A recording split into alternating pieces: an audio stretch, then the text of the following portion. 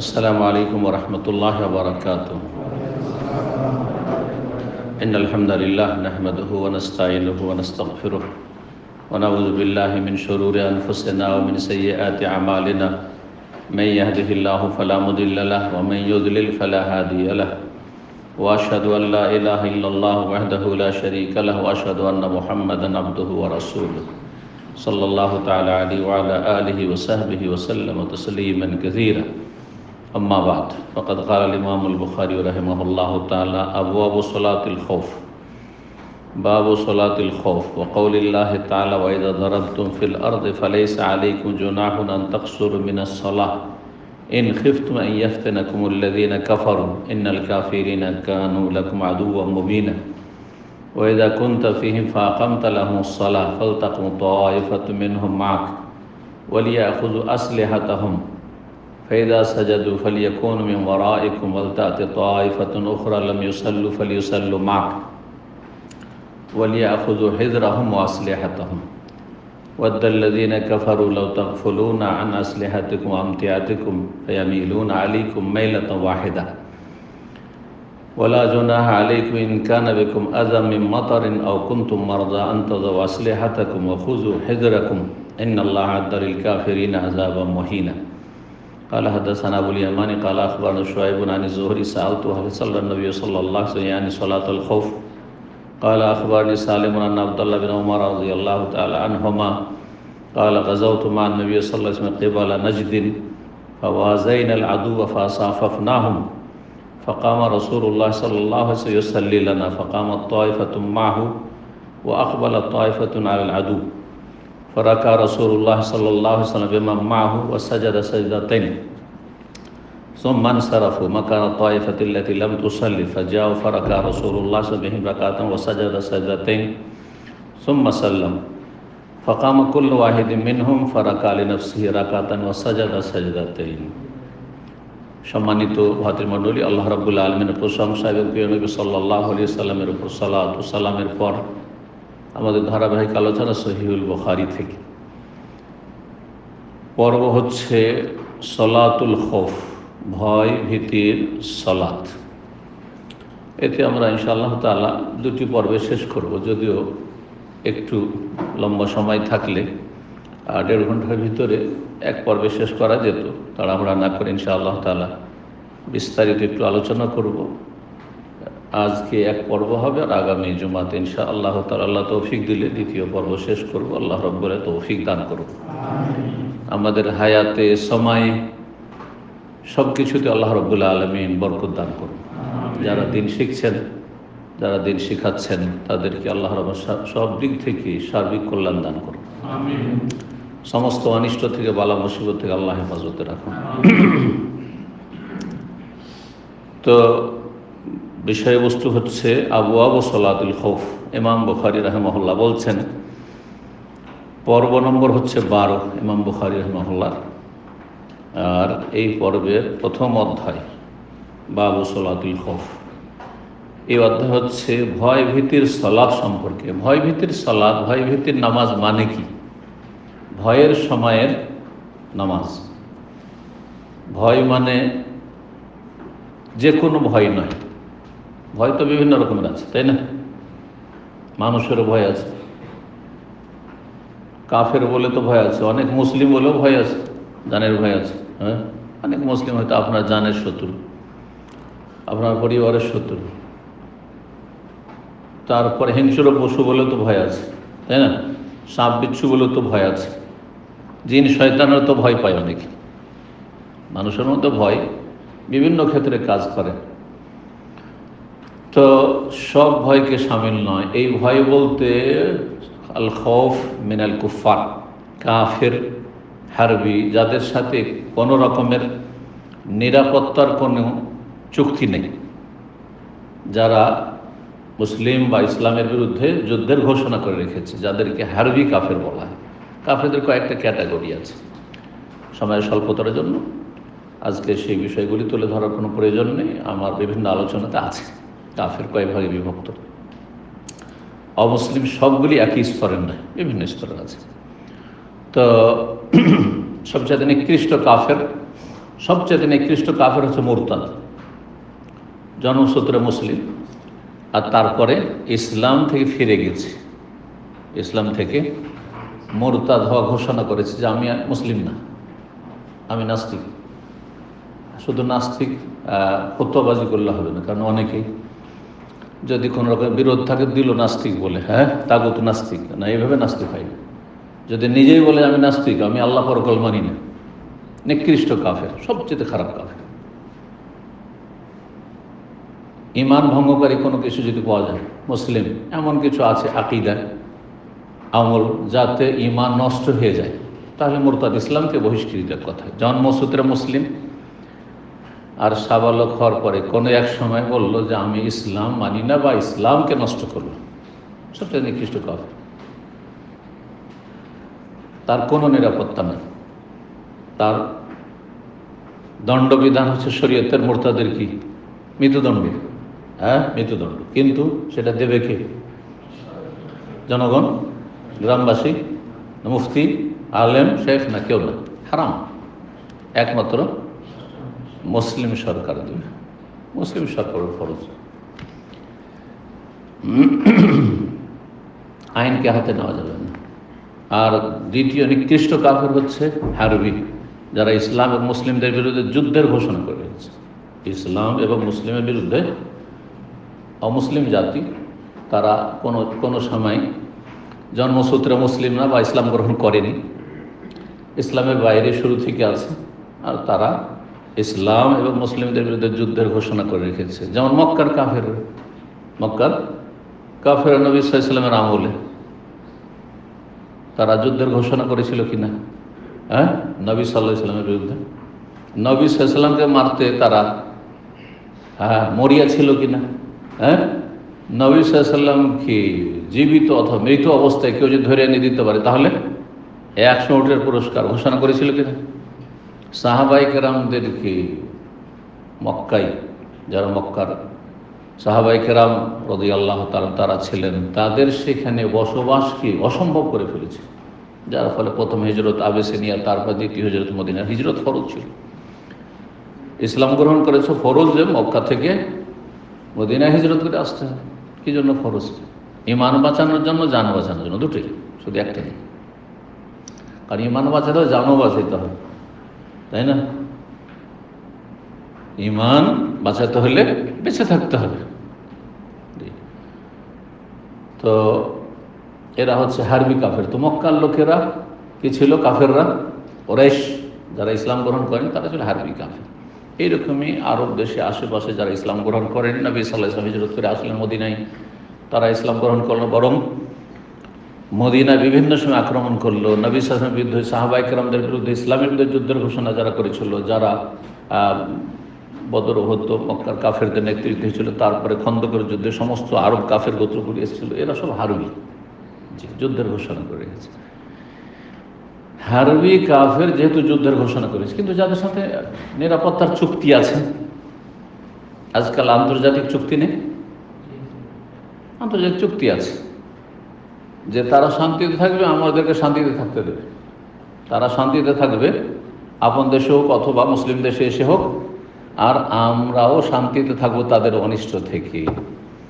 তো তারপরে তখন তাদেরকে এটা বলি। যাই হোক, সলাতুল খৌফ, ভয় ভীতির সলাত কখন?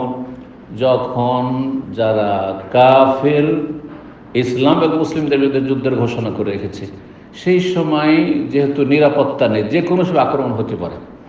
আর বিশেষ করে সেটা যদি আবার রণক্ষেত্র হয়, যুদ্ধের ময়দানে, মুখোমুখি, যুদ্ধ হয়তো শুরু হয়নি, যুদ্ধ অবস্থায়ও, এবং যুদ্ধ হয়তো শুরু হয়নি কিন্তু যে কোনো সময় আক্রমণ হতে পারে, যুদ্ধ শুরু হয়ে যেতে পারে, ঘুমিয়ে থাকে আক্রমণ করে দিতে পারে। যাচ্ছেন যে এই কাছে আছে, হাতের নাগালে দুশ্মন আছে। আজকাল তো হাতের নাগালে আসাও লাগে না, তাই না?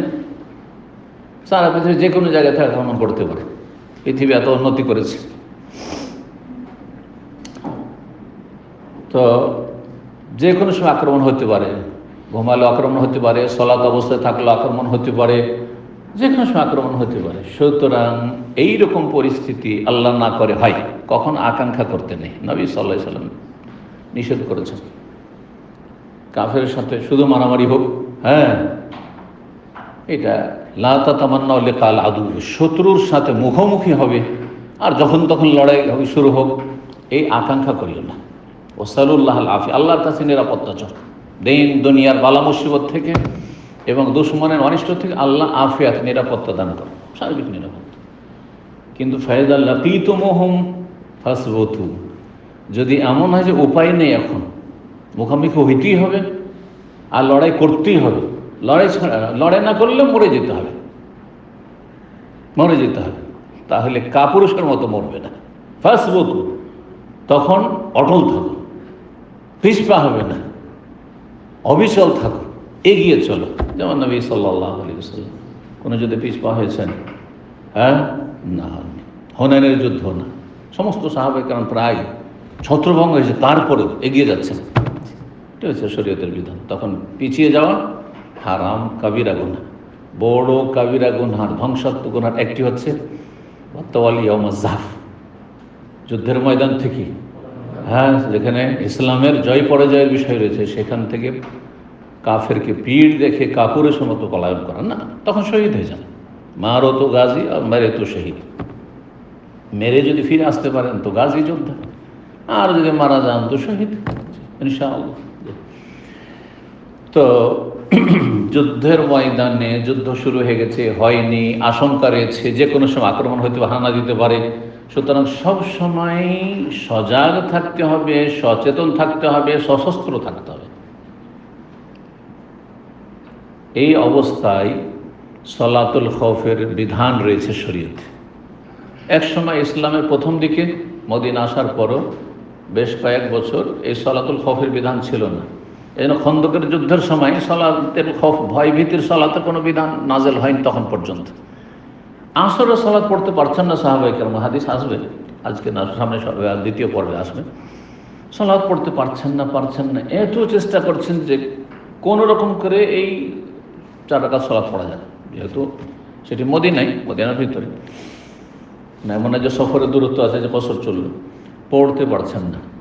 এই করতে করতে করতে কাফের বারবার করে আক্রমণ করার চেষ্টা করছে। সে পরীক্ষায় গর্ত লাফ দিয়ে বা গর্ত পার করে এসে মদিনায় ঢোকার চেষ্টা করছে, কোনো উপায় নেই। না নবী সাল্লাল্লাহু আলাইহি ওয়াসাল্লাম, না ওমর ফারুক, না কোনো সাহাবী সালাত পড়তে পারছে না। আসো, এই সময় যেতে যেতে সূর্য ডুবেই গেল, সূর্য ডুবে গেল। নবী সাল্লাল্লাহু, সাহাবায়ে কেরাম সূর্য ডুবার পরে আসর সালাত পড়েছেন ওই দিন। কিন্তু সালাতুল খৌফের বিধানের পরে এটা চলবে না, যে কোনো অবস্থায় আপনাকে কী করতে হবে? হ্যাঁ, সালাতুল খৌফ, ভয় ভীতির সালাত বিশেষ বিশেষ পদ্ধতিতে রয়েছে, অবস্থা বুঝে ব্যবস্থা। যখন যেমন অবস্থা তখন সেই নিয়মটি আপনি অনুসরণ করবেন, সেই পদ্ধতি অনুসরণ করবেন। এ হচ্ছে সালাতুল খৌফের বিধান। এবং সালাতুল খৌফ সম্পর্কে একটি ছোট্ট ভূমিকা, যাতে সহজে বুঝতে পারেন। সালাতুল খৌফের 6 থেকে 7টি পদ্ধতি রয়েছে।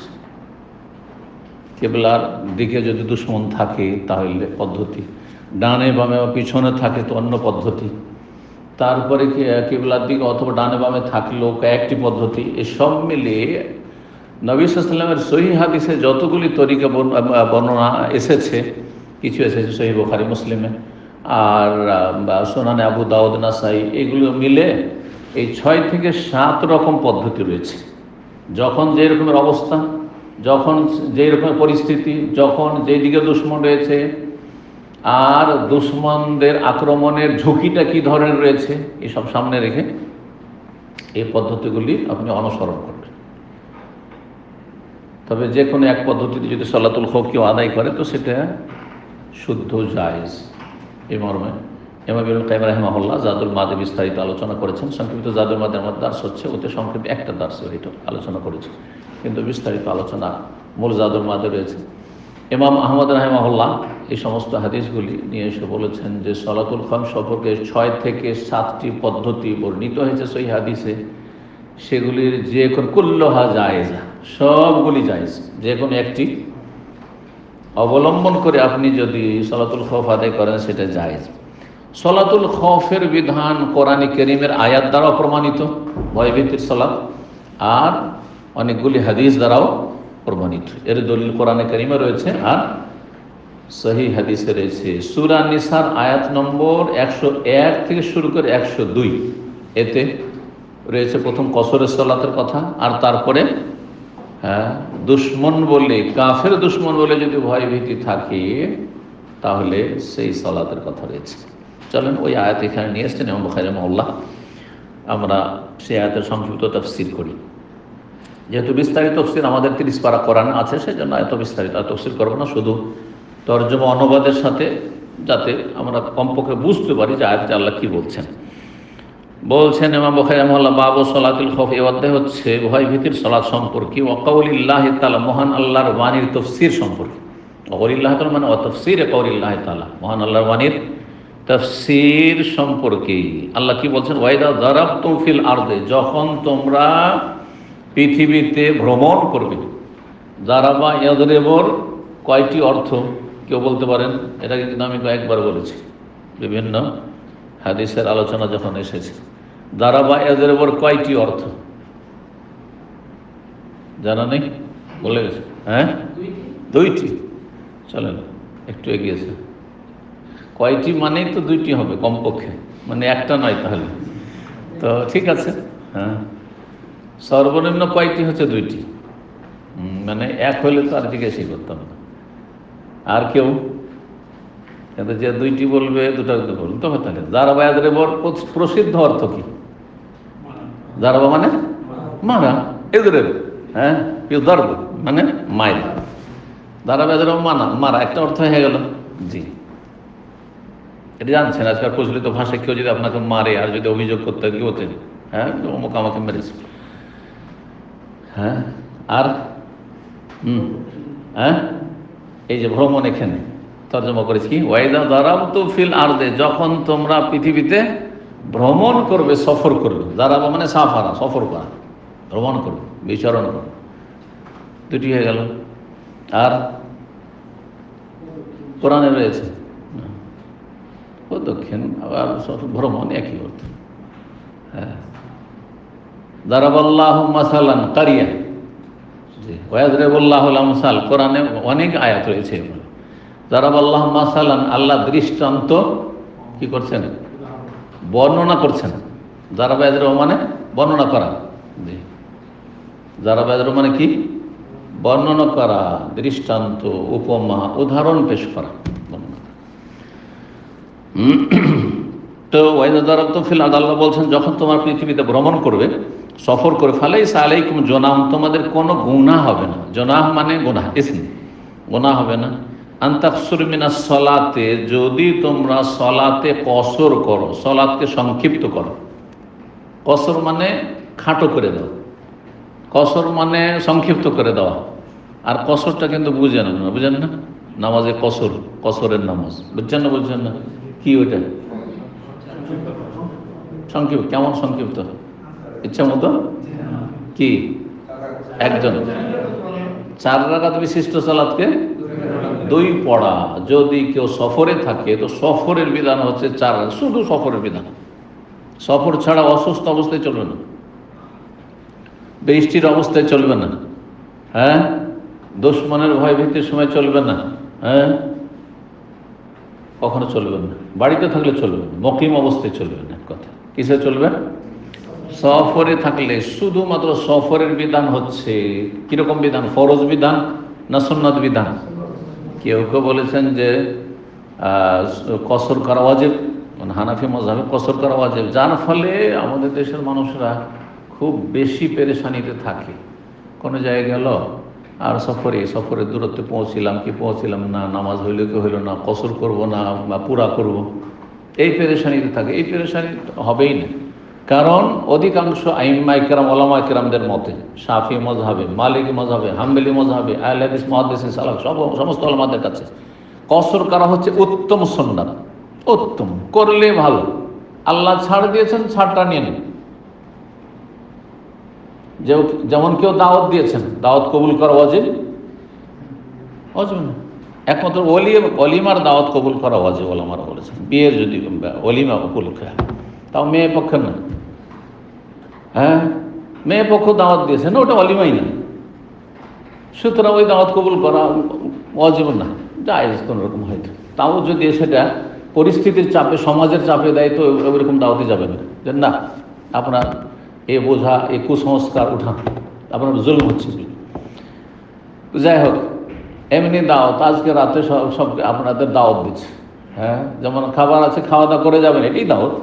দাসের পরে দাওয়াত না, খাওয়া যে দাওয়াত কবুল করেন, না ভাই আমি খাবো না, জায়েজ, উত্তম যে দাওয়াত যখন দিচ্ছে খেয়ে দিয়ে যাবে, বুঝছেন না?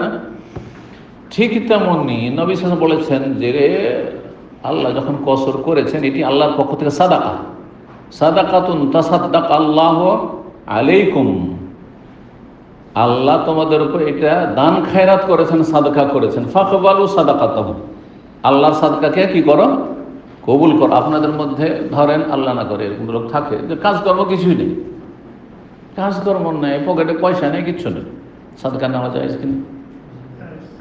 তাকে যদি কেউ 100 রিয়াল দেবে, না ভাই নিব না, জরুরি যে নিতে হবে, না অভাব আছে, নেন, দিচ্ছে তো, আমি নেব না, আল্লাহ ভরসা, যখন যখন সময় আসবে আল্লাহর প্রতি অকল করবো, আমি পয়সা নেব না, সাদকা নেব না।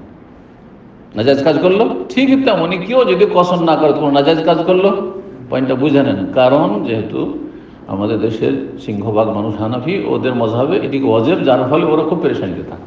এই পেরেশানি আপনাদের মুক্ত করে দিলাম। যেখানে সন্দেহ হবে, আমি এখান থেকে জোবাইল যাচ্ছি, এখান থেকে আবকিক যাচ্ছি, এগুলোতে একটু সন্দেহ, আল্লাহ চলে গেলে তো আর সন্দেহ নাই, যে সফর হয়ে গেল। রাস্তা নোড়া যাচ্ছি, সফর ধরবো নাই, হ্যাঁ 60-70-এর মধ্যে আছি, তো সফর ধরবো না, সফর ধরবো না, যখন সন্দেহ হবে তখন কি করবেন? নিশ্চিত হচ্ছে 4 রাকাত, আর সন্দেহ হচ্ছে 4 যদি ফরজ আর 2 পড়ি তো আল্লাহ কবুল করবেন না। সুতরাং আপনি সন্দেহ মুক্ত হয়ে যাবেন। কি পড়বেন তাহলে? যেখানে সন্দেহ সেখানে পুরা নামাজ পড়েন, যেখানে সন্দেহ হবে সেখানে পুরো সালাত পড়ে নেন। 4 দিনের পরে ইখতিলাফি মাসলা, এক জায়গায় 4 দিনের বেশি যদি থাকার আপনি নিয়ত করেন যে আমি মক্কা যাচ্ছি, মক্কাতে 5 দিন থাকবো, তাহলে কসর চলবে না। এটি হচ্ছে সবচেয়ে সতর্কতামূলক মত, সবচেয়ে প্রসিদ্ধ মত, আর এটি অধিকাংশ আইমায়ে কেরামদের মত। এতে সাবধানতা আছে। একটি মত হচ্ছে 15 দিন হানাফি মাযহাব, আর একটি মত হচ্ছে 19 দিন, আর একটি মত হচ্ছে যে আপনার যেখানে আপনি অস্থায়ী, কোনো ঠিক নেই কখন যে চলে যেতে পারে, সেখানে মুসাফির। সুতরাং যারা একামাওয়ালা লোক, যে কোনো সময় এক্সিট লেগে যেতে পারে, আপনারা মুসাফির। একটি মত যেখানে 25 বছর 30 বছর আছেন, তারপরও একটি মত এমনও আছে যে আপনাদের যেহেতু কোনো ঠিকানা নেই, যে কোনো সময় এক্সিট লাগিয়ে দিতে পারে মালিক, ঠিক না? সেদিন আপনার মুসাফির। শেখ ইবনে উসাইমিন রাহিমাহুল্লাহর মত ঠিক, যে যারা বিভিন্ন দেশে লেখাপড়া করার জন্য যাচ্ছে, 2 বছর 4 বছর 5 বছর মুসাফির, কিন্তু গ্রহণযোগ্য মত নয় সেটি। কি করবেন? কসর করতে থাকবেন। তাই বলে শেখ ইবনে উসাইমিনের ফতোয়া নিয়ে মদিনা ইউনিভার্সিটি 4 বছর পড়ে যার কসর করতে থাকবো নাকি? এখানে একামা নিয়ে আছেন 2 বছর, 1 বছর একামা রিনওয়াল হয়েছে, একামা হয়ে গেছে, তারপর কসর করতে থাকবেন না, মোটেই নেবেন না। এটা কারণ সন্দেহপূর্ণ। 19 দিন সেটাও নেব না, 15 দিনের হাদিস জয়ীফ, তারপরও সন্দেহপূর্ণ, কিন্তু 4 দিনে কোনো সন্দেহ নেই যে 4 দিন পর্যন্ত আমি কি করব? কসর করব। বুঝতে পারছেন কথা? সব সময় ইবাদত বন্দির ক্ষেত্রে কি করবেন? সতর্কতা অবলম্বন করবেন। একটি কায়দা, নীতিমালা আমার কাছ থেকে শিখে নেন। শেখের হাজার হাজার মাসাইলে আপনার জীবনে সমস্যার সমাধান আপনার কাজে লাগবে। ফেতরা আদসা না একসা? একসা সন্দেহ নেই, কারণ একসা সেটা, আর ওটাকে আধাসা করে দেওয়া সন্দেহপূর্ণ। হানাফি মাযহাব আদসা, তাহলে সন্দেহপূর্ণ, ঠিক না? সুতরাং আমি আদসা দেবো না, কি দেবো? একসা দেবো। ফেতরা টাকা দিয়ে দেওয়া যাবে কিনা? সন্দেহপূর্ণ, কারণ একদল বলছেন যে নবী সাল্লাল্লাহু আলাইহি ওয়াসাল্লাম একজন সাহাবীও টাকা দেননি, সুতরাং আপনি টাকা কেন দিবেন? হবে না। আর একদল বলছেন যে হয়ে যাবে, ঠিক আছে, মানুষের ফতোয়া, ঠিক না? কিন্তু যারা বলছে যে টাকা দিয়ে হবে, তাদের কাছে উত্তম হচ্ছে খাদ্যদ্রব্য দাম। তাহলে আপনি খাদ্যদ্রব্য দিয়ে দিলে আর কোনো সন্দেহ থাকবে না, কিন্তু টাকা দিয়ে থাকলে আপনার রিস্ক থেকে গেল। বোঝা গেছে? তো এইভাবে কয়েকটি উদাহরণ থেকে আপনি শিখে নেন, আমাকে যেখানে সন্দেহ লাগবে। যেখানে সন্দেহ লাগবে যে এটা হালাল না হারাম, সন্দেহ, তো হারামের দিকটাই করে দেবে, না আমি খাবো না।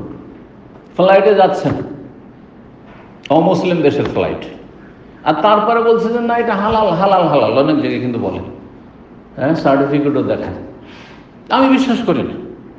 কাফের যেখানে সাক্ষী গ্রহণযোগ্য নয়, তো হালাল বললে কি করে গ্রহণযোগ্য? তো ব্যবসা দরকার, হ্যাঁ, যাতে করে নেক্সট টাইম আমাদের ফ্লাইট না ছেড়ে দাও, হালাল তোমাদেরকে খাওয়াই, চিকেন খাও অসুবিধা নেই, তুমি মাটন খাও অসুবিধা নেই, আমি খাবো না। ফিশ আছে বলছেন নাই, কি আছে ভেজ, ঠিক আছে ভেজিটেবল খাবো, অসুবিধা আছে না? আপনি ভালো কাজ করলেন না, আপনি কেন, আপনাকে চিকেন খাওয়ার সুযোগ ছিল কেন খেলেন না, অসুবিধা আছে নাকি? সারা জীবন চিকেন খাবো না, অসুবিধা কি? ফ্লাইটে কেন? বুঝতে পারছেন? জি। তো কি বলতে গিয়ে আসলে বললাম, হ্যাঁ কসর, যেখানে সন্দেহ হবে কসর করব না পুরা পড়বো, সেখানে কি করবেন? আলেম নাই জানার, বা কারো কাছ থেকে উত্তর পাচ্ছেন না, চোখ বন্ধ করে পুরা নামাজ পড়েন, পুরা নামাজ পড়েন। কিন্তু যদি জানার সুযোগ থাকে তো জেনে নেন। ফালাইসা আলাইকুম জুনাহুন, তোমাদের কোনো গুনাহ হবে না যখন তোমরা সফরে থাকবে, আন তাকসুর মিনাস সালাতে, যদি সালাতে কসর করো। মাগরিবে কসর চলবে না, অনেকে কিন্তু ভুল করে দেয়, মাগরিবে কসর করে, কত বলছে 2 পড়ি 3 জনে, না মাগরিবে কসর নেই, ফজরের কসর নেই, জি হবে না। এখানে আল্লাহ বলছে ইন খিফতুম আন ইয়াফতানাকুমুল্লাযীনা কাফারু, যদি তোমাদের ভয় হয় যে তোমাদেরকে কাফেররা বিব্রত করে দেবে, কাফেররা তোমাদেরকে অশান্তিতে ফেলে দেবে, তোমাদের ক্ষতি সাধন করবে, তাহলে কসর করো। কেমন কথা? তাহলে বোঝা যাচ্ছে যে আজকাল যে অধিকাংশ জায়গায় সফর করতে গিয়ে এমন কোনো রকমের আশঙ্কা নেই, দুশ্মনের ভয় নেই, কাফের ভয় নেই, তাহলে কসর চলবে না। কোরআনের আয়াতের তর্জমা করেই যদি ফতোয়া দেওয়া যায়, হাদিসের তর্জমা করে যদি ফতোয়া দেওয়া যায়, তাহলে কি অর্থ হবে? ফালাইসা আলাইকুম জুনাহুন আন তাকসুরু মিনাস সালাতি, কসর করলে কোনো গুনাহ হবে না। ইন খিফতুম আন ইয়াফতানাকুমুল্লাযীনা কাফারু, যদি তোমাদের আশঙ্কা হয় যে কাফেররা তোমাদেরকে ফিতনায় লিপ্ত করে দিবে, তোমাদেরকে অশান্তিতে ফেলে দিবে, তোমাদের আক্রমণ করে দেবে, ভয় হচ্ছে, তখন কসর করবে। তাহলে নিরাপদ সফর যদি হয়, মুসলিম দেশের সফর অথবা অমুসলিম দেশে, কিন্তু সেখানে জানমালের নিরাপত্তা রয়েছে, সব জার্নি করতে গিয়ে কোনো আশঙ্কা নেই, তাহলে কসর চলবে না নাকি? হ্যাঁ, এই জন্য শুধু তরজমাতে ফতোয়া দেবেন না, যতক্ষণ পর্যন্ত তার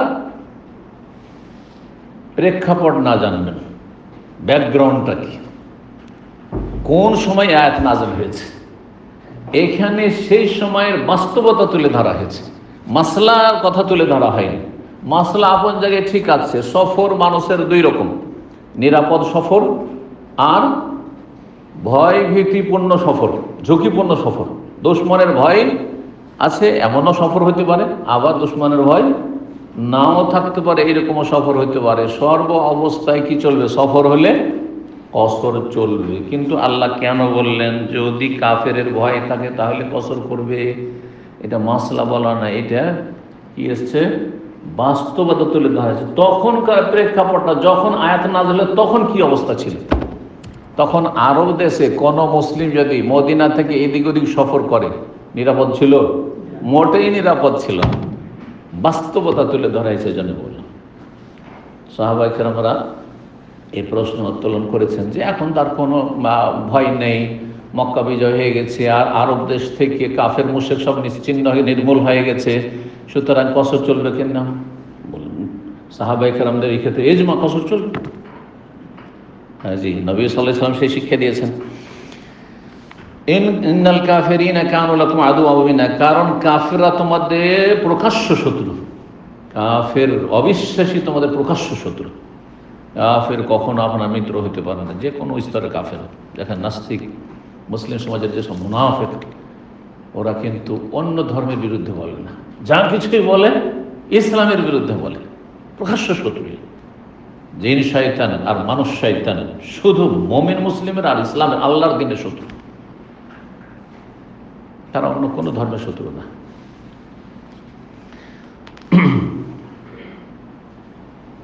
নাস্তিকরা বলে যে আমরা কোনো ধর্ম মানি না, সবগুলি ধর্ম মানে, শুধু ইসলাম মানে না। বোঝা গেছে? শয়তানের পূজা করে, তারা বলে আমরা কিছু মানি না, হ্যাঁ শয়তানের পূজা করে, শয়তানের ধর্ম মানে। নাস্তিকতা সবচেয়ে বড় অপরাধ। জি, আল্লাহর অস্তিত্বকে অস্বীকার করা। কারণ আল্লাহর প্রতি মানে 4টি স্তরে, প্রথমটা হচ্ছে আল্লাহর অস্তিত্ব বিশ্বাস করা, তারপরে তাওহীদুর রুবুবিয়্যাহ, তারপরে তাওহীদুল উলুহিয়্যাহ, তারপরে তাওহীদুল আসমা ওয়াস সিফাত। এই 4টি যদি কারোর মধ্যে না থাকে সে মুসলিম না। প্রথমটাই নেই 4টি, তাওহীদুর রুবুবিয়্যাহ, উলুহিয়্যাহ, আসমা ওয়াস সিফাত দূরের কথা। জি, ওয়াইদা কুনতা ফীহিম, তারপর আল্লাহ বলছেন যখন হে নবী তুমি তাদের মাঝে অবস্থান করবে, মানে সাহাবায়ে কেরাম সাথী সঙ্গীদেরকে নিয়ে কোথাও অবস্থান করবে। ফাআকামতা লাহুস সালাতা, সেটা মকিম অবস্থায় হোক আর সফরে হোক, সফরের মাসলা শেষ, কিন্তু এখন সলাতুল খৌফের মাসলা আসছে। ফাআকামতা লাহুস সালাত, তাদের জন্য তুমি সালাত প্রতিষ্ঠা করছো, সালাতের একামত হচ্ছে আর তুমি সালাত কায়েম করছো। তাহলে পদ্ধতিটা কি হবে? কাফেরদের যেহেতু ভয় আছে আক্রমণের, ফালতাকুম তায়ফাতুম মিনহুম মা'আক, একদল তোমার সাথে তাদের মধ্য থেকে দাঁড়াবে সালাতে। সবাই দাঁড়াবে না সালাতে, একদল দাঁড়াবে। তায়ফা মানে ছোট্ট একটি দল, ক্ষুদ্র দল। ওয়ালিয়াখুযু আসলিহাতাহুম, যারা দাঁড়াবে তারাও যেন তাদের অস্ত্রগুলি ধারণ করে, অস্ত্রে সুসজ্জিত হয়ে, শরীরে বর্ম রয়েছে, হ্যাঁ, আর তারপর সুরক্ষিত নিজেকে রেখেছে, তারপর অস্ত্র ধারণ করে আছে, অস্ত্র আছে সাথে, হাতের নাগালে, যে কোনো সময় সালাত অবস্থায় যদি প্রয়োজন হয় সাথে সাথে যাতে করে আক্রমণ করতে পারে, প্রতিহত করতে পারে। ওয়ালিয়াখুযু আসলিহাতাহুম, তারা যেন তাদের সেলাহুনের বহু বচন হচ্ছে আসলিহা। ফাইযা সাজাদু, যখন সেজদায় যাবে, ফালিয়াকুনু মিন ওয়ারাইকুম, ফাইযা সাজাদু, যখন সেজদা করে নেবে। একদল কি করলো? নবী সাল্লাল্লাহু আলাইহি ওয়াসাল্লামের সাথে সালাত আদায় করলো। একটি তরিকা সংক্ষেপে আল্লাহ বর্ণনা করেছেন, যেই তরিকা থেকে কয়েকটি তরিকা বের করা যেতে পারে। কোরআনে কারিমে যে পদ্ধতিটি এমনভাবে বর্ণনা করা হয়েছে, সেটা থেকে কয়েকটা পদ্ধতি বা এক পদ্ধতি থেকে কয়েক শাখা প্রশাখা বের করা যেতে পারে পদ্ধতি। কি বলছেন? বলছেন যে ফাইজা সাজাদ, যখন সেজদা করা হয়ে যাবে, একদল দাঁড়িয়েছে, আর একদল তাহলে কাফের সামনে দেখছে, হ্যাঁ, কাফের সামনে দেখছে। যদি কিবলা ছাড়া অন্যদিকে, আর কিবলার দিকে থাকে তাহলে শুরু থেকে একসাথে দাঁড়াবে সবাই, কিন্তু সেজদার সময় সবাই সেজদা করবে না। দুটো লাইন রয়েছে, কিবলার দিকে সামনের দিকে দুশমন আছে, কখন কি করছে না করছে তাদের অবস্থান পর্যবেক্ষণ করছে। সেজদা করবে একটি দল প্রথম কাতারে, দ্বিতীয় কাতারের লোকেরা সেজদা করবে না, রুকু পর্যন্ত তো করতে পারবে, কিয়াম করলো, হ্যাঁ, আর তারপরে রুকু করলো, আর সেজদার সময় এরকমটা করবে না। আর যদি অন্যদিকে থাকে তাহলে কিছুই করবে না অন্যদিকে, কারণ রুকু করলেও তো দেখতে পাওয়া যাবে না। এইদিকে আছে দুশমন, ওইদিকে মুখ করে দাঁড়িয়ে থাকবে, এদিকে তো কিবলা, তাই না? তো কিবলামুখী হয়ে ইমাম এবং একদল দাঁড়িয়েছেন, আর একদল ধরেন এইদিকে দুশমন, এইদিকে দুশমন, এইদিকে, অথবা উল্টো দিকে দুশমন, একেবারে পূর্ব দিকে, তাহলে ওইদিকে মুখ করে দাঁড়িয়ে আছে। যখন সেজদা করা হয়ে যাবে প্রথম দলটির, ফালিয়াকুনু মিন ওয়ারাইকুম, তখন তারা যেন হয়ে যায় তোমাদের পিছনে, মানে তারা প্রতিরক্ষার জন্য চলে যায়। এক রাকাত পড়া হয়ে গেছে, সেজদা হয়ে গেছে, মানে এক রাকাত পড়া হয়ে গেছে, চলে যায়। ওয়ালতাতে তায়ফাতুন উখরা, দ্বিতীয় দলটি, অপর দলটি যেন চলে আসে, এসে নবী সাল্লাল্লাহু আলাইহি ওয়াসাল্লামের বা ইমাম সাহেবের পেছনে, যখন ইমাম থাকবেন সালাত, ইমাম পেছনে চলে আসবে। লাম ইউসাল্লু, যারা এখনো সালাত আদায় করেনি, এরা একদল তো একাত পড়েছে, আর এক দল পড়েনি। ফালিউসাল্লু মাক, তারা যেন তোমার সাথে হে নবী সাল্লাল্লাহু আলাইহি ওয়াসাল্লাম সালাত আদায় করে। ওয়ালিয়াখুযু হিযরাহুম ওয়া আসলিহাতাহুম, তারা যারা সালাত অবস্থায় তারাও যেন সতর্কতা অবলম্বন করে এবং অস্ত্র ধারণ করে থাকে, অস্ত্র যেন সাথে থাকে। ওয়াদাল্লাযিনা কাফারু, কেন? রুকু সেজদা আছেন, তারপর যেন সাথে অস্ত্র থাকে। যদি তাঁবুতে রেখে দিয়ে চলে আসেন, দূরে রেখে দেন, যে কোনো সময় আকস্মিক আক্রমণ হয়ে যেতে পারে। তাই আল্লাহ বলছে ওয়াদাল্লাযিনা কাফারু, কারণ কাফেররা চায়, ওয়াদ্দা মানে পছন্দ করে, কাফেরদের মনোবাসনা, কাফেররা পছন্দ করে, কাফেররা চায় কি, লাউ তাগফুলুনা আন আসলিহাতিকুম ওয়া আমতিয়াতিকুম, তোমরা যদি তোমাদের অস্ত্র শস্ত্র এবং তোমাদের মাল সামান থেকে উদাসীন হয়ে যাও, একটু কি হয়ে যাও, উদাসীন হয়ে যাও, গাফেল হয়ে যাও, একটু অচেতন, অস্ত্র এক জায়গায় আছে, আমি আরেক জায়গায় আছি, এমন সালাতে মগ্ন হয়েছি আর অস্ত্র হাতের নাগালেও নেই যে হাত নিতে পারবো, এইরকম যদি একটু চান্স পাই তো একেবারে তোমাদের সমূলে বিনাশ করে দেবে, সব শেষ করে দেবে। বলছেন কাফেররা পছন্দ করে যে তোমরা যেন তোমাদের অস্ত্র এবং মাল সামান থেকে, আসবাবপত্র থেকে তোমরা উদাসীন হয়ে যাও, বেখবর হয়ে যাও। ফায়ামিলুনা আলাইকুম মাইলাতান ওয়াহিদা, যার ফলে তারা একজোট হয়ে, মাইলাতান ওয়াহিদা, একজোট হয়ে কি করে দেবে? তোমাদের উপর আক্রমণ করে ঝাঁপিয়ে পড়বে। ওয়ালা জুনাহা আলাইহিম, তারপর আল্লাহ বর্ণনা করেছেন, হয়ে গেল সংক্ষেপে কিন্তু সালাতুল খৌফের পদ্ধতি হয়ে গেল। সালাতুল খৌফ একটি পদ্ধতিতে আছে যে ইমাম 2 রাকাত পড়বেন, এক দলকে 2, আরেক দলকে 2 রাকাত, ইমামের কয় হয়ে যাবে? 4 হয়ে যাবে। কিন্তু এদের কি হবে? 2 হবে। জি। আর একটি পদ্ধতি, আর কয়েকটি পদ্ধতি হচ্ছে যে ইমাম 1 রাকাত এক দলকে পড়াবেন, আরেক দলকে আরেক রাকাত পড়াবেন, আর তারা নিজের এক রাকাত পুরা করে নেবে। সেখানে পুরা করবে না চলে যাবে দুশমনের সামনে গিয়ে পুরা করবে, এখানে গিয়ে তখন কয়েক রকম পদ্ধতি বেরিয়ে আসবে। জি। যদি দেখা যায় যে না, সেটাও সম্ভব হচ্ছে না, তো প্রত্যেক দল শুধুমাত্র 1 রাকাত, সালাতুল খৌফের ক্ষেত্রে কসরে কয় রাকাত? 4 জায়গায় 2। কিন্তু যদি এমন পরিস্থিতি হয় যে 2 রাকাত আদায় করার সময় ওই কোনো রকম করে 1 রাকাত আদায় করেছে, 1 রাকাতই যথেষ্ট। 4 জায়গায় জোহরে আসরে এর সাথে 4 জায়গায় 1 যথেষ্ট। এক দল আর এক দল 1, ইমামের 2 রাকাত হলো আর এদের 1 রাকাত। এটা একটা পদ্ধতি। যখন দেখা যাচ্ছে যে কাতার লাগাবার কোনো সুযোগ নেই, যুদ্ধ চলছে, তুমুল যুদ্ধ চলছে, কাতার লাগাবে সম্ভব? হ্যাঁ, অস্ত্র চলছে, মরছে আর মারছে সেই সময়, আর সালাতের টাইম পার হয়ে চলে যাচ্ছে, তাহলে তখন চোখের ইশারা, মাথার ইশারা, মাথায় ইশারা করার সময় মাথায় ইশারা করবে, মাথায় ইশারা করার সম্ভব নয় চোখের ইশারা করবে, ইশারা সালাত আদায় করবে। দাঁড়িয়ে দাঁড়িয়ে সালাত আদায়, দাঁড়িয়ে দাঁড়িয়ে রুকু, দাঁড়িয়ে দাঁড়িয়ে কিয়াম, দাঁড়িয়ে দাঁড়িয়ে সেজদা, দাঁড়িয়ে দাঁড়িয়ে দাঁড়িয়ে বৈঠক, সব হয়ে যাবে। দোয়াগুলি ধারাবাহিকভাবে দোয়া সোরা সব পড়ে যাবে। আসলে কথাগুলি বিক্ষিপ্তভাবে কিন্তু একসাথে মোটামুটি বলে দিলাম যাতে একটা ধারণা চলে আসে। ওয়ালা জুনাহা আলাইকুম, আর তোমাদের কোনো গুনাহ হবে না, ইন কানা বিকুম আযাম মিন মাতারিন, যদি বৃষ্টির কারণে তোমাদের কষ্ট হয়ে যায়। যুদ্ধের মাঠে আছেন আর বর্ষা বৃষ্টি শুরু হয়ে গেছে, আও কুনতুম মারদা, অথবা রণক্ষেত্রে গিয়ে তোমরা অসুস্থ হয়ে যাবে, মরিদের বহুতন মারদা, যদি তোমরা অসুস্থ হয়ে যাবে তাহলে তোমাদের গুনাহ হবে না। কিসে গুনাহ হবে না? অসুস্থ ব্যক্তির এবং বৃষ্টি হয়ে গেলে তাদের, যেখানে বৃষ্টি হয়ে গেছে, আনতাদাউ আসলিহাতাকুম, যে তোমরা যদি তোমাদের অস্ত্রগুলি নিজের শরীর থেকে নামিয়ে রাখো। বৃষ্টির সময় জমজমে বৃষ্টি চলছে মুষলধারে, তাহলে অস্ত্র রেখে দিলেন হয়তো, কারণ এখন সাধারণত হয়তো এখন ওই রকমের রিস্ক নেই, আক্রমণের ঝুঁকি নেই। অসুস্থ মানুষ, আমি অস্ত্র চালাইতে পারবো, তার অস্ত্র শরীরে রেখলাম, তো আপনি অস্ত্র রেখে বসে যান, অন্যরা এই ফরজকে ফায়া আদায় করুন। ওয়াখুযু হিযরাকুম, তবে যখন তোমরা অস্ত্র শরীর থেকে নামিয়ে রাখবে তখনও সতর্কতা অবলম্বন করিও, একেবারে সচেতন থাকবে। এই নয় যে গাফেলের নাকে তেল দিয়ে ঘুমাবে, কখনো না। ইন্নাল্লাহা আ'আদ্দা লিল কাফিরিন আযাবান মুহিনা, নিশ্চয় আল্লাহ রাব্বুল কাফেরদের জন্য, অবিশ্বাসীদের জন্য, অমান্যকারীদের জন্য, কাফের কোনো গাল না কিন্তু, অনেক মনে করে কাফের মানে গাল, কাফের মানে অবিশ্বাসী। আমরা বিশ্বাস করি, তারা বিশ্বাস করে না। আমরা না দেখে বিশ্বাস করি, আমরা আল্লাহকে বিশ্বাস করি, মালায়েকা ফেরেশতা বিশ্বাস করি, আল্লাহর আসমানি কিতাব বিশ্বাস করি, কোরআনে কারীমকে বিশ্বাস করি, আমরা সমস্ত রসুলকে বিশ্বাস করি, তারা বিশ্বাস করেন। বোঝা গেছে না? যদি তারা কিছু কিছু ধর্মের লোকেরা আছে যারা এক নবীকে মানে, তারা নবীকে মানে না। ঈসা আলাইহিস সালাম মানে ইহুদিরা, ঈসা আলাইহিস সালামকে ইহুদিরা মানে না। খ্রিস্টানরা মুসা আলাইহিস সালামকে মানে, ঈসা আলাইহিস সালামকে মানে, কিন্তু এরা ইহুদিরা মুসা আলাইহিস সালামকে মানে, যদিও বিকৃত ধর্ম, আর ঈসা আলাইহিস সালাম করে যারা শুনতেন নওয়াজুবিল্লাহ, আর মুহাম্মদ সাল্লাল্লাহু আলাইহি ওয়াসাল্লামকে তো মানে না, বলে যে ও তো আরো উম্মিনদের নবী, আমাদের নবী।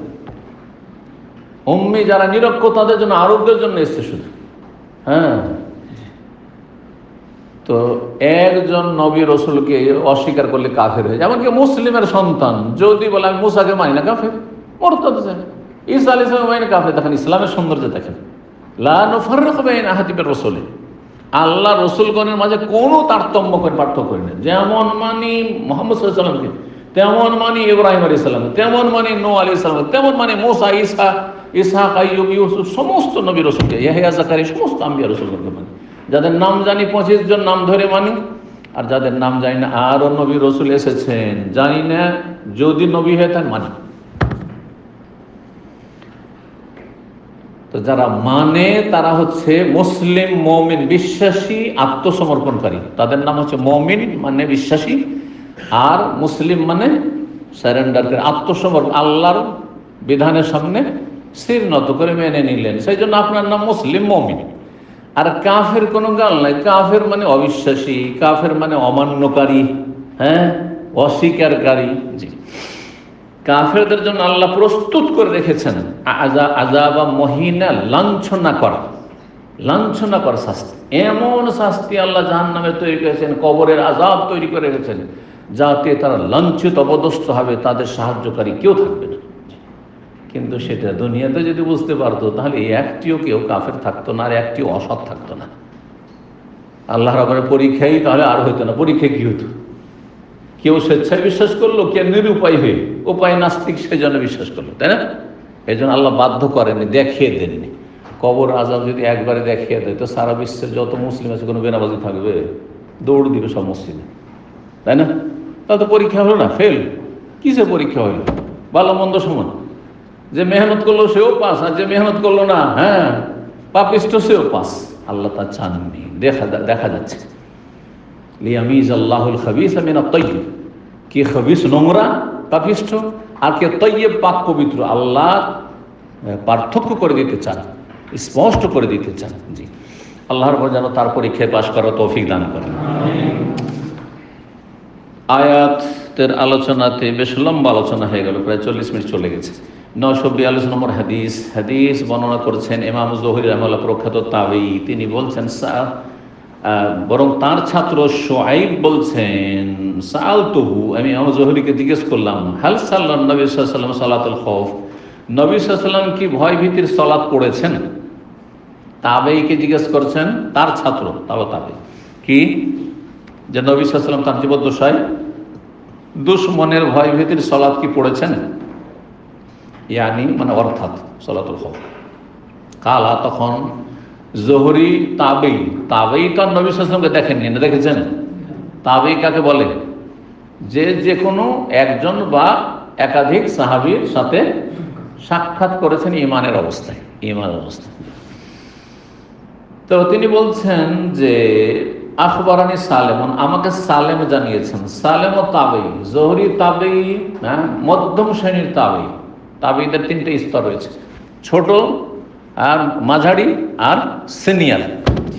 যেমন আপনাদের মধ্যে 3 রকম মানুষ আছে না? যে কোনো জায়গার মানুষকে 3 ভাগে ভাগ করতে পারেন, হ্যাঁ, ফার্স্ট ক্লাস, সেকেন্ড ক্লাস, আর সাধারণ ক্লাস একটা। আবার আমাদের দেশে থার্ড ক্লাসটাকে গাল মনে করে, সেই জন্য থার্ড ক্লাস বললাম না, বুঝছেন? সেই জন্য থার্ড ক্লাস মানে গাল মনে করেছে। 3rd বললেও গাল মনে করে, তৃতীয় পক্ষ। অথচ বাংলা বলছেন তো গাল মনে করছেন না। ভাষা না জানলে যেটা হয়, যদি বললে হ্যাঁ থার্ড পার্টি বা কিছু এরকম, হ্যাঁ, তাহলে মাইন্ড করে নেবে। কিন্তু তৃতীয় পক্ষ, সালিস, বিচারকে সালিস বলছে না, তৃতীয় পক্ষ তো। এই পক্ষেরও না, এই পক্ষ না, পক্ষ বিপক্ষ কোনো দিকে না, নিউট্রাল। এটা হচ্ছে সালিস, তৃতীয় পক্ষ। জি, তো সালেম বিন আব্দুল্লাহ বিন ওমর, সাহাবীর ছেলে, সিনিয়র তাবেঈ, হ্যাঁ, সিনিয়র তাবেঈ। তিনি বলছেন যে আমার আব্বা আব্দুল্লাহ বিন ওমর রাদিয়াল্লাহু তাআলা আনহুমা, তিনি বলেছেন, মানে আমার আব্বা সাহাবী, বর্ণনা করে সাহাবী ইবনে সাহাবী, গাযাওতু মান নবী কিবালা নাজদিন, আমি যুদ্ধ করেছি নবী সাল্লাল্লাহু আলাইহি ওয়াসাল্লামের সাথে নাজদের এলাকায়, নাজদের দিকে। নাজদ কোন এলাকা? মদিনা থেকে বেরিয়ে যখন আল কাসিম আসলেন, এই দিক থেকে শুরু করে রিয়াজ এবং আল খার, যেসব এলাকা, সব নাজদ এগুলো। এর মধ্যে যতগুলি আজকালকার শহর রয়েছে সব নাজদ। নাজদের শাব্দিক অর্থ কি? নাজদের শাব্দিক অর্থ হচ্ছে উঁচা এলাকা। সহজ ভাষায় কোন এলাকা? উঁচা এলাকা। আমাদের দেশে উঁচা এলাকাকে বরিন্দ্র এলাকা বলা হয়। বাংলাদেশে যদি বরিন্দ্র এলাকা ডুবে যায় তো গোটা বাংলাদেশ তলিয়ে যাবে। কোনো জায়গায় 1 কিলোমিটার 2 কিলোমিটার পানিতে ডুবে যাবে। বরিন্দ্র এলাকা, নওগাঁ, নাটোর, এই দিকগুলো উঁচা এলাকা। জি, তো আরব দেশের মধ্যে মক্কা মদিনার এলাকা, তারপরে এম্বু, জিদ্দা, এগুলো নিচু এলাকা। তারপরে আমরা এই যেদিকে আছি মোটামুটি এগুলো মোটামুটি নিচু, যদিও একটু উঁচু আছে। আর সবচেয়ে উঁচা এলাকা হচ্ছে কাসিম থেকে শুরু করে মাজমা, জুলফি, আর যতগুলি ছোট ছোট শহর, তারপরে এদিকে আপনার রিয়াজ, আল খার্জ, আর ওই তাইফের দিক থেকে আসতে ধীরে ধীরে দেখছেন না পাহাড়, দেখেছেন আপনি যখন আল কাশ্মীরে বেরিয়ে আসবেন, এত উঁচা পাহাড়, সুবহানাল্লাহ। পাহাড়ের উপর দিয়ে যে গাড়ি উঠে, খেয়াল করেছেন কিনা আপনারা? অনেকে ঘুমাইতে থাকেন রাস্তাঘাট দেখতে। অনেক কিছু দিন দুনিয়ার জ্ঞান হাসিল হয়। তারপর আল্লাহ রাব্বুল কুদরতের কথা অনেক চিন্তা করে মানুষ ঈমান তাজা করতে পারে যে আল্লাহর জমিন কি কত রকমের আল্লাহ রাব্বুল আলামিন জমিন পৃথিবীতে রেখেছেন। তো নাজদের এলাকায় আমরা যুদ্ধ করলাম, ফাওয়াজাইনাল আদুওয়া, আমরা শত্রুর মোকাবেলা করলাম। শত্রুর ওয়াজা ইওয়াজি মানে মোকাবেলা করা। মোকাবেলা কিন্তু বাংলায় আরবি শব্দ, কিন্তু বাংলায় ব্যবহার হয় না, মুখোমুখি হইলাম। ফাসাফাফনাহুম, তাদের সামনে আমরা সারিবদ্ধ হইলাম, কাতারবদ্ধ হইলাম, যুদ্ধের জন্য প্রস্তুতি। এখন সালাতের সময় হয়ে গেছে, সালাতুল খৌফের বিধান নাযিল হলো। ফাকামা রাসূলুল্লাহ সাল্লাল্লাহু আলাইহি ওয়াসাল্লাম, তখন রাসূলুল্লাহ দাঁড়ালেন আমাদের সালাত পড়াইতে, ইমামতি করতে। ফাকামাত তায়েফাতুম মাহু, নবী সাল্লাল্লাহু আলাইহি ওয়াসাল্লামের সাথে একটি দল দাঁড়িয়ে গেল সালাতে। ওয়া আকবালাত তায়েফাতুন আল আদুবে, আর একটি দল দুশমনের সামনে এসে দাঁড়িয়ে গেল। দুশমন তখন কিবলার দিকে ছিল না, দুশমন ডানে অথবা বাম দিকে ছিল। সেই জন্য সেখানে গিয়ে একবার দুশমনের সামনে সারিবদ্ধ হয়ে দাঁড়িয়ে গেল তারা, যাতে করে দুশমন দেখলে বুঝতে পারে যে আমাদের সামনে রেডি আছে অস্ত্র নিয়ে, সুতরাং কাছে যাওয়া যাবে না। ফারাকা রাসূলুল্লাহ সাল্লাল্লাহু আলাইহি ওয়াসাল্লাম মাহু, যারা নবী সাল্লাল্লাহু আলাইহি ওয়াসাল্লামের সাথে যে দলটি ছিল সেই দলকে নিয়ে রুকু করলেন রাসূলুল্লাহ, সাজদাতে দুটো সেজদা করলেন, মানে এক রাকাত সালাত আদায় করলেন। তাদেরকে কি করলেন? এক রাকাত সালাত আদায় করলেন। সুম্মান সারাফু, তারপরে এই এক রাকাত যারা আদায় করলেন এই দলটি ফিরে আসলেন কোন জায়গায়? মাকানাত তায়েফা, সেই দলটির জায়গায়, আল্লাতী লাম তুসাল্লি, যারা এখনো সালাত আদায় করেনি। তার মানে তাদের কয় রাকাত হলো? এক রাকাত হলো। ফাজাউ, এখানে গিয়ে দুটো পদ্ধতি রয়েছে। একটি হচ্ছে এক রাকাত যখন আদায় করা হয়ে গেল তারপরে তারা চলে আসলো ওখান থেকে, এক রাকাত রেখে চলে, শুধু এক রাকাত পড়ে চলে আসলো। আর তারপরে এসে যুদ্ধ এর সামনে দাঁড়িয়ে আছে, একা একা নিজে একা পড়ে নিল। যেমন আমরা মসবুক হইলে পিছিয়ে গেলে ইমামের সালাম ফেরার পরে নিজের নামাজ পড়ি, তখন কিন্তু আর জামাত ধরে থাকিনি, তাই না? কেউ আগে পরে, ওইভাবে আদায় করে নিলাম দুশমনের সামনে গিয়ে। এটা একটা তরিকা। আর একটা তরিকা হচ্ছে ওইখানে দাঁড়িয়ে নবী সাল্লাল্লাহু আলাইহি ওয়াসাল্লামের এক রাকাত যখন পড়া হলো বসে গেলেন, নবী সাল্লাল্লাহু আলাইহি ওয়াসাল্লাম বসে থাকলেন, আর যে দলটি এক রাকাত পড়েছে তারা আর এক রাকাত ওইখানেই পুরা করে নিল। কয় রাকাত হয়ে গেল? ওইখানেই দুই রাকাত হয়ে গেল। তারপরে সালাম ফিরিয়ে চলে আসলেন, নবী সাল্লাল্লাহু আলাইহি ওয়াসাল্লাম বসে থাকলেন। যখন আরেকটি দল আসলো তাদেরকে আর এক রাকাত পড়াইলেন, আর পড়িয়ে দেওয়ার পরে নবী সাল্লাল্লাহু আলাইহি ওয়াসাল্লাম কয় রাকাত হলো? দুই রাকাত। কিন্তু এই দলটির এক রাকাত, যে দলটি পড়েছে তাদের এক রাকাত হয়েছে। তাহলে তখন বসে থাকলেন নবী সাল্লাল্লাহু আলাইহি ওয়াসাল্লাম। ওদের যখন আর এক রাকাত পুরা করা শেষ হলো তখন সবাইকে নিয়ে একসাথে সালাম ফিরলেন। এইভাবে ৬টি ৭টি তরিকা রয়েছে। তো দ্বিতীয় দলটির কাছে প্রথম দলটি ফিরে চলে গেলেন। ফাজাও, তারা আসলো যারা পড়েনি সালাত। ফারাকা রাসূলুল্লাহ বিহিম রাকাতান, এক রাকাত পড়লেন, মানে একটি রুকু করলেন। ওয়াসাজাদা, সাজদাতে দুই সিজদা করলেন। সুম্মা সাল্লাম, তারপর সালাম ফিরে দিলেন। ফাকামা কুল্লু ওয়াহিদিন, তারপরে প্রত্যেকে, দুই দলের প্রত্যেকে দাঁড়িয়ে গেল সবাই। ফারাকা লিনাফসি রাকাতান, একটি রুকু সবাই করলেন। ওয়াসাজাদা, দুই সিজদা করে নিলেন, মানে নিজে এক রাকাত করে কাজা পুরা করে নিলেন, যেমন মসবুক ব্যক্তি আমরা করে থাকি। এই ছিল একটি তরিকা যা বর্ণনা করলেন। ২ নম্বর অধ্যায় হচ্ছে বাবু সালাতুল খৌফ। এই অধ্যায় হচ্ছে ভয় ভীতির সালাত। রেজালান ওয়া রুকবান, রেজালান রাজেলের বহুবচন, মানে পদাতিক ব্যক্তির। পদাতিক কাকে বলে? পায়ে হাঁটা ব্যক্তি। রিজিল মানে পা, আর যে পায়ে হাঁটে তাকে রাজেল বলা হয়। আর তার বহুবচন হচ্ছে রেজাল। রেজাল মানে রাজলেরও বহুবচন রেজাল হয়, মানে পুরুষগণ। আবার রাজেলের বহুবচন রেজাল। এই যে ফাইন খিফতুম, তোমাদের যদি ভয় হয় যে নামাজ শুরু করা যাবেই না এইভাবে জামাত সহ, রিজালান আও রুকবান, পদাতিক অবস্থায় হোক, পায়ে হাঁট চলতে সালাত আদায় করা। রুকবান, বাহনে, ওটের পিঠে, ঘোড়ার পিঠে চড়ে আছে, ওই অবস্থায় সালাত আদায় করা। তো বলছেন যে ভয়ভীতির সালাত আদায় করবে যে পায়ে হেঁটে। স্থল সেনাবাহিনী পায়ে হাঁটছে সামনের দিকে, দুশ্মনের দিকে, দুশ্মনকে তাড়া করছে আর সালাত আদায় করছে, টাইম চলে যায়, সালাত আদায় করছে আর দুশ্মনকে তাড়ছে, আগে পিছে হচ্ছে। অরুকবানান, অথবা বাহনে চেপে আছে, যে কোনো বাহন হইতে পারে। সেই যুগের বাহন ছিল হয় উটের পিঠে, না হলে ঘোড়ার পিঠে। কিন্তু এখন কেউ ধরেন যুদ্ধ জাহাজে থাকতে পারে, কেউ হেলিকপ্টারে থাকতে পারে, কেউ আর কোথাও থাকতে পারে, জমিনে থাকতে পারে। জি, রাজেল, যে রাজেল বলছে কায়েম মানে দাঁড়ানো ব্যক্তি, রাজেল মানে দাঁড়ানো ব্যক্তি, মানে পায়ে হেঁটে যে চলছে। হজের ক্ষেত্রেও সূরায়ে হজে একটি আয়াত রয়েছে, ওয়াযযান ফিন্নাস বিল হজ ইয়াতুকা রিজালান। হে নবী সাল্লাল্লাহু আলাইহি ওয়াসাল্লাম, তুমি হজের ঘোষণা করে দাও জনগণের মাঝে, ইয়াতুকা তোমার কাছে তারা আসবে, রিজালান পায়ে হেঁটে। পায়ে হেঁটে হজ করে, যারা পায়ে হেঁটে আসবে পায়ে হেঁটে হজে আসবে। অনেক সাহাবায়ে কেরাম পায়ে হেঁটে হজ করেছেন, কাছের লোকের, এখনো মক্কার আশপাশের লোকের পায়ে হেঁটে হেঁটে আরামে চলে যায়। হ্যাঁ, আমরাও মক্কা পৌঁছে যাওয়ার পরে আর গাড়ি সাধারণত ছাত্র জীবনে ব্যবহার করিনি, পায়ে হেঁটে মেনা থেকে 9 তারিখে হাঁটতে শুরু করলাম, আরাফা চলে গেলাম, আবার আরাফা থেকে হেঁটে রাতে মুজদালিফা চলে আসলাম, মুজদালিফা থেকে সকালে আবার মেনা হেঁটে চলে আসলাম, মেনা থেকে আবার মক্কা হেঁটে চলে আসলাম। আর খুব নিরুপায় হলে শেষখানে আর চলছে না শরীর, তখন হয়তো গাড়িতে চেপেছি। পায়ে হেঁটে মেনা থেকে 40 মিনিটের মধ্যে মক্কা আসা যায় সুরঙ্গ দিয়ে। আর একবার বা একাধিকবার এরকম হয়েছে যে বাসে চাপলাম তো 30-40 টাকা দিয়ে। হ্যাঁ, 40 টাকা দিয়ে বাসে, অনেক আগের কথা বলছি, 20 বছর আগের কথা বলছি, তারও আগে। তারপরে 5 ঘন্টা। আর নিয়ে গিয়ে আসল মেনাতে নামাইলো না, নিয়ে গিয়ে ওই যে এক্সটেনশন মেনার ওই পাশে কোন দিকে পাহাড়ের ওই দিকে নামিয়ে দিল, আবার হাঁটতে আরও 2 কিলোমিটার ওই দিকে ঘুরে এসে মেনায় গেল। কী যে মুসিবত! তো এইসব অভিজ্ঞতা না থাকলে মানুষ মনে করবে যে গাড়িতে চেপে যায় ভদ্রলোকই করে, মনে হয় খুব আরামে হস্তে করে নেবো, আর উল্টো বিপদে পড়বে মানুষ। যদি শরীর চলে তাহলে হেঁটেই কাজগুলি সারা ভালো। কি বলছে, ইয়াতুকা রিজালান ওয়া আলা কুল্লি দামের, আর দুর্বল অস্থির উপর চেপে বলা হয়েছে। তো রিজালান এখানে রাজেল, পায়ে হাঁটা ব্যক্তির কথা বলা হয়েছে। 943 নম্বর হাদিস। হাদিস বলছেন আব্দুল্লাহ বিন উমর রাদিয়াল্লাহু তাআলা আনহু হতে বর্ণিত, নাহবান মিন কওলি মুজাহিদ, যেমন মুজাহিদ বর্ণনা করেছেন তাবেঈ, তেমনি নাফে বর্ণনা করেছেন। বলছে ইযা ইখতালাতু কিয়ামান, যখন একাকার হয়ে যাবে দাঁড়িয়ে। কাফেরদের সাথে লড়াই করতে গিয়ে একাকার হয়েছে, কাফেরদের দলে ঢুকে গেছে, যুদ্ধ করতে করতে কাফেররা এসে মুসলিমদের দলে ঢুকে গেছে, তখন কি আর কাতার লাগিয়ে নামাজ পড়া যাবে? সম্ভব না, টাইমও চলে যাচ্ছে। কি করতে হবে?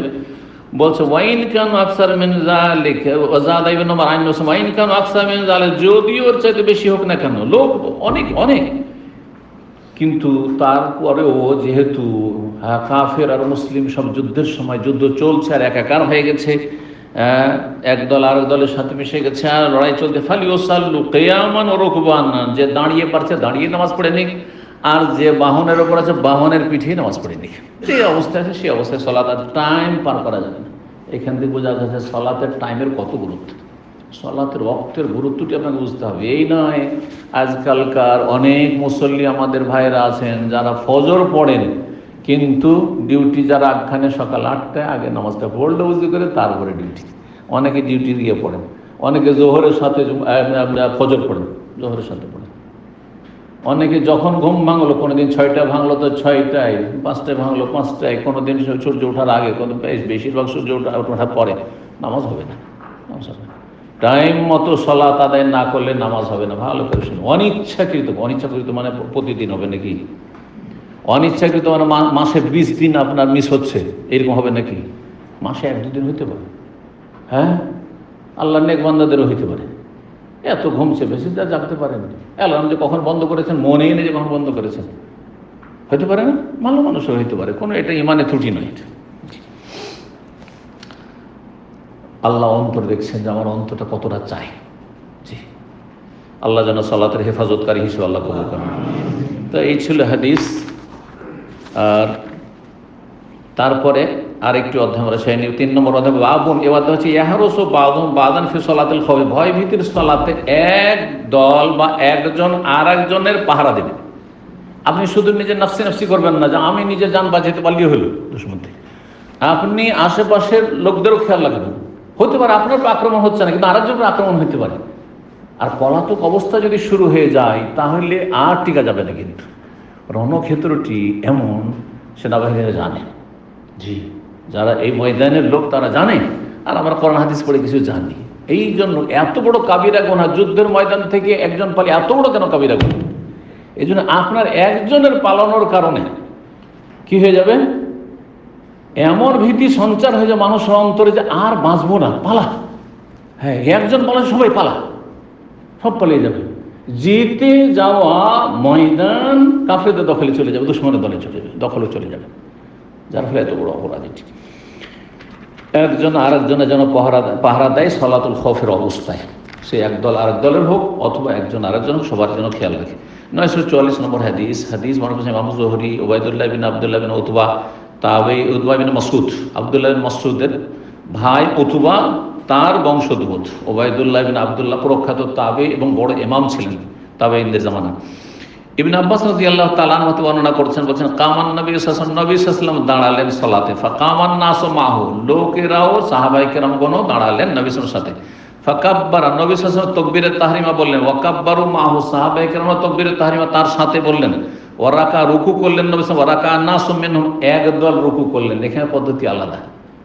হ্যাঁ, তাহলে দুই দল, এখানে সামনে কিবলার দিকে কি আছে, শত্রু আছে, কিবলার দিকে শত্রু আছে। পুরো দল যত যত আপনার মুজাহিদিন আছে, সেনাবাহিনী আছে, সবাই দাঁড়িয়ে গেছে।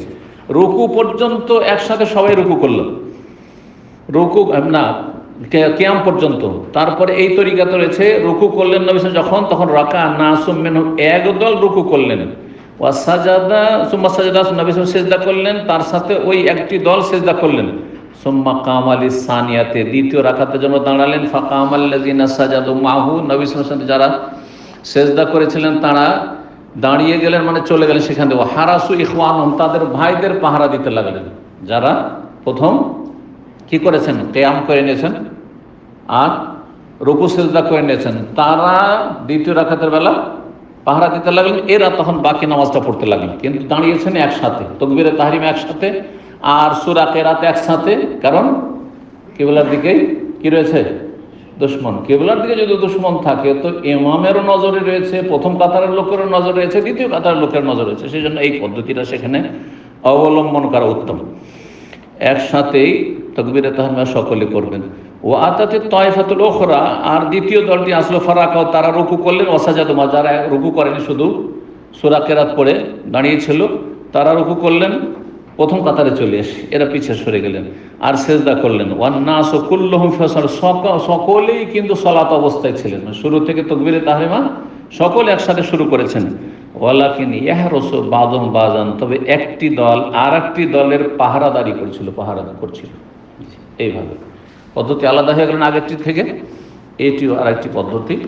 এখানে আজকের আলোচনা ক্ষান্ত করছি। আল্লাহ রাব্বুল আলামিনের কাছে দোয়া করে আল্লাহ যেন কবুল করেন, এবং আল্লাহ রাব্বুল আলামিনের কাছে দোয়া করে আল্লাহ আমাদের আপনাদের সকলকে যেন সুস্থ রাখেন, নিরাপদ রাখেন, বালা মুসিবত মুক্ত রাখেন, সার্বিক দিক থেকে আল্লাহ হেফাজত করেন, সার্বিক দিক থেকে আল্লাহ যেন বরকত দান করেন, সমস্ত অনিষ্ট থেকে আল্লাহ যেন সুরক্ষিত রাখেন, হেফাজতে রাখেন। আল্লাহ রাব্বুল আলামিন যেন আপনাদের সকলের রুজিতে বরকত দান করেন। ওয়া সাল্লাল্লাহু সাল্লামা নবিয়ানা মুহাম্মদ ওয়া আলা আলিহি ওয়া সাহবিহি আজমাইন।